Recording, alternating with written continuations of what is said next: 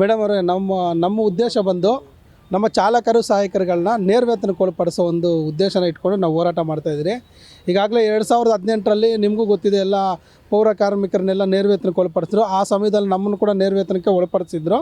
ಕೆಲವು ಕಾರಣಾಂತರಗಳಿಂದ ನಮ್ಮನ್ನು, ಇದೇ ನಮ್ಮ ರಾಜ್ಯದ ಮುಖ್ಯಮಂತ್ರಿಗಳಾಗಿದ್ದರು ಆವಾಗ ಸಿದ್ದರಾಮಯ್ಯವರು, ಅವರು ಕೆಲವೊಂದು ಕಾರಣಾಂತರಗಳಿಂದ ನಮ್ಮನ್ನು ನೇರವೇತನಕ್ಕೆ ಒಳಪಡಿಸದೆ ಆವತ್ತಿನ ದಿನ ನಮ್ಗೆ ಅನ್ಯಾಯ ಆಗಿರ್ತದೆ. ಆ ಅನ್ಯಾಯನ ಸರಿಪಡಿಸೋದಕ್ಕೆ ಕಳೆದ 8 ವರ್ಷಗಳಿಂದ ನಾವು ಹೋರಾಟ ಮಾಡಿಕೊಂಡೇ ಬರ್ತಾಯಿದ್ದೀರಿ.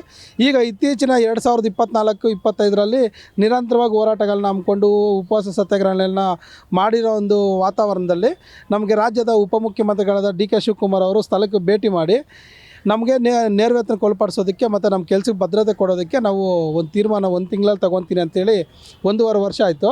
ಈವರೆಗೂ ಅವರು ಕೊಟ್ಟಿರೋ ಮಾತನ್ನ ಉಳಿಸ್ಕೊಳ್ಳಿಲ್ಲ. ಅದ್ರ ಜೊತೆಗೆ ನಮ್ಮ ರಾಜ್ಯದ ಮುಖ್ಯಮಂತ್ರಿಗಳು 2018ರಿಂದ ಇಲ್ಲಿವರೆಗೂ ಆಶ್ವಾಸನೆ ಕೊಡ್ತಾನೆ ಬರ್ತಾಯಿದ್ದಾರೆ. ಮೊನ್ನೆ ನವೆಂಬರ್ 2025 ಮೇ 1ನೇ ತಾರೀಕು ಕಾರ್ಮಿಕರ ದಿನಾಚರಣೆ ದಿನ ಕೂಡ ಸರ್ಕಾರಿ ಕಾರ್ಯಕ್ರಮದಲ್ಲೇ ಘಂಟಾಘೋಷವಾಗಿ ಹೇಳಿದ್ರು, ನಿಮ್ಮನ್ನು ನೇರವೇತನಕ್ಕೆ ಒಳಪಡಿಸ್ತೀರಿ, ಚಾಲಕರು ಸಹಾಯಕರುಗಳನ್ನ ಕೂಡ ಘನತ್ಯಾಜ್ಯ ವಿಭಾಗದಲ್ಲಿ ಕೆಲಸ ಮಾಡೋಂಥ, ಮನೆ ಕಸ ಸಾಗಿಸೋಂಥ ಎಲ್ಲ ಚಾಲಕರು ಸಹಾಯಕರುಗಳನ್ನ ನೇರವೇತನಕ್ಕೆ ಒಳಪಡಿಸ್ತೀನಿ ಅಂತ ಹೇಳಿದರು. ಆದರೆ ಅವ್ರು ಹೇಳಿ ಈಗ ಹತ್ರ 1 ವರ್ಷ ಆಗ್ತಾಯಿದೆ. ಈಗ ಇದ್ರ ಬಗ್ಗೆ ಯಾವುದೇ ರೀತಿಯೂ ಕ್ರಮ ಕೈಗೊಂಡಿಲ್ಲ ಮತ್ತು ನಮ್ಮನ್ನು ನೇರವೇತನಕ್ಕೆ ಒಳಪಡಿಸಿಲ್ಲ. ಆದ್ದರಿಂದ ಕೊಟ್ಟು ಮಾತ್ರ ತಪ್ಪಿರೋಂಥ CM ಆಗಲಿ DCM ಆಗಲಿ ನಮ್ಮ ಒಂದು ನೇರವೇತನ ಪದ್ಧತಿಗೆ ಒಳಪಡಿಸೋ ಒಂದು ಆದೇಶನ ಹೊರಡಿಸ್ಬೇಕನ್ನೋ ಒಂದು ಮುಖ್ಯ ಉದ್ದೇಶನ ಇಟ್ಕೊಂಡು ಹೋರಾಡ್ತಾ ಇದ್ದೀರಿ. ಇದ್ರ ಜೊತೆಗೆ ಈಗ ಏನು ಫ್ರೀಡಮ್ ಪಾರ್ಕಲ್ಲಿ ಒಳ ಮೀಸಲಾತಿ ಬಗ್ಗೆ ಹೋರಾಟ ನಡೀತದೆ, ಆ ಒಳ ಮೀಸಲಾತಿ ಆದೇಶನ ನೀವು ಸಂಪೂರ್ಣವಾಗಿ ಜಾರಿ ಮಾಡುವಂಥ ಸಮಯದಲ್ಲಿ ನಮ್ಮನ್ನು ನೇರವೇತನಕ್ಕೆ ಒಳಪಡಿಸೋ ಒಂದು ಆದೇಶನ ಕೂಡ ಜಾರಿ ಮಾಡಬೇಕಂತ ಉದ್ದೇಶ ಇಟ್ಕೊಂಡು ನಾವು ಇದೇ ನಮ್ಮ ಚಾಲಕರು ಸಹಾಯಕರುಗಳೆಲ್ಲ ನಾವು ಈಗ ನೀವು ಈಗ ಸದ್ಯಕ್ಕೆ ಈಗ ಪ್ರಾರಂಭ ಅಂತ ಹಾಗಾಗಿ ಸ್ವಲ್ಪ ಜನ ಸೇರಿದ್ದೀರಿ. ಇನ್ನೂ ಒಂದು 12 ಗಂಟೆ ನಂತರ ಎಲ್ಲ ಹೆಚ್ಚಾಗಿ ಜನ ಸೇರಿ ಫ್ರೀಡಮ್ ಪಾರ್ಕ್ಗೆ ನಾವು ಚಲೋ ಫ್ರೀಡಮ್ ಪಾರ್ಕ್ ಅಂತೇಳಿ ಹೋಗ್ತಾ ಇದ್ದೀರಿ ಮೇಡಮ್ ಅವರು. ಈಡೇರಿಸಲಿಲ್ಲ ಅಂದರೆ ನಾವು ಹೋರಾಟನ ನಿರಂತರ ಮಾಡ್ತೀರಿ. ಪ್ರತಿದಿನ ಇದೇ ಹೋರಾಟ ನಿರಂತರವಾಗಿರ್ತದೆ ನಮ್ಮ ಬೇಡಿಕೆ ಈಡೇರೋವರೆಗೂ ಮೇಡಮ್ ಅವರೇ. ಕೊನೆಯದಾಗಿ ನೋಡಿ, CM ಅವರಾಗಲಿ DCM ಅವರಾಗಲಿ ಕೊಟ್ಟು ಮಾತ್ರ ಉಳಿಸ್ಕೊಳ್ಳಿ. ನಾವು ಎಲ್ಲ ರೀತಿಯಲ್ಲಿ ಕಷ್ಟಪಡೋಂಥ ಚಾಲಕರು ಸಹಾಯಕರುಗಳೇ. ನಾವು ಇಲ್ಲ ಅಂತ ಹೇಳಿದ್ರೆ ಸಿಟಿಯಲ್ಲಿ ಒಂದೇ ಒಂದು ಚೂರು ಕೂಡ ಕಸ ಹೊರಗಡೆ ಹೋಗಲ್ಲ.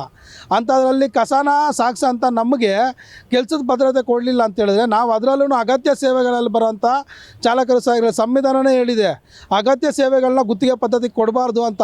ಅದನ್ನು ವೈಲೇಷನ್ ಮಾಡಿ ಇವತ್ತವರೆಗೂ ನಮ್ಮನ್ನು ಗುತ್ತಿಗೆ ಪದ್ಧತಿಯಲ್ಲಿಟ್ಟು ನಮ್ಮನ್ನು ಶೋಷಣೆ ಒಳಪಡಿಸ್ತಾ ಇದ್ದೀರಾ ಸರ್ಕಾರನೇ. ನೀವು ಇದನ್ನು ಅರ್ಥ ಮಾಡ್ಕೊಂಡು ಇದನ್ನು ಸರಿ ಮಾಡೋದಕ್ಕೆ ನಿಜವಾಗ್ಲೂ ನೀವು ಸಂವಿಧಾನನ ಗೌರವಿಸೋದು ಆದರೆ, ಯಾರು ರಾಜ್ಯ ಸರ್ಕಾರ ಮೊದಲು ಸಂವಿಧಾನ ಜಾರಿಗೊಳಿಸೋದಾದರೆ ನಮ್ಮ ಒಂದು ಬೇಡಿಕೆನ ಈಡೇರಿಸಿ, ಸಂವಿಧಾನಕ್ಕೆ ನಿಜವಾಗ್ಲೂ ನೀವು ಗೌರವ ಕೊಡೋದಾದರೆ ನಮ್ಮನ್ನು ನೇರವೇತನಕ್ಕೆ ಒಳಪಡಿಸಿ. ನಿಜವಾಗ್ಲೂ ನೀವು ಸಂವಿಧಾನನ ಆಚರಣೆ ಮಾಡೋದಾದರೆ ನಮ್ಮ ಚಾಲಕರು ಸಹಾಯಕರುಗಳಿಗೆ ಯಾವುದೇ ರೀತಿಯೂ ತೊಂದರೆಗಳಾಗದೇ ಇರೋ ರೀತಿಯಲ್ಲಿ ಮಿನಿಮಮ್ ಏನು ಅವ್ರ ಕೆಲಸಕ್ಕೆ ಭದ್ರತೆ ಕೊಡಬೇಕು ಮತ್ತು ಅವರು ಏನು ಸ್ಯಾಲ್ರೀಸ್ ಕರೆಕ್ಟಾಗಿ ಕೊಡಬೇಕು, ಅವ್ರಿಗೆ ಸೇಫ್ಟಿ ಪ್ರಿಕಾಷನ್ಸ್ ಏನೇನು ಆರೋಗ್ಯ ಸೇವೆಗಳೆಲ್ಲ ಕೊಡಬೇಕು, ಅದನ್ನೆಲ್ಲ ಕೊಡಬೇಕು.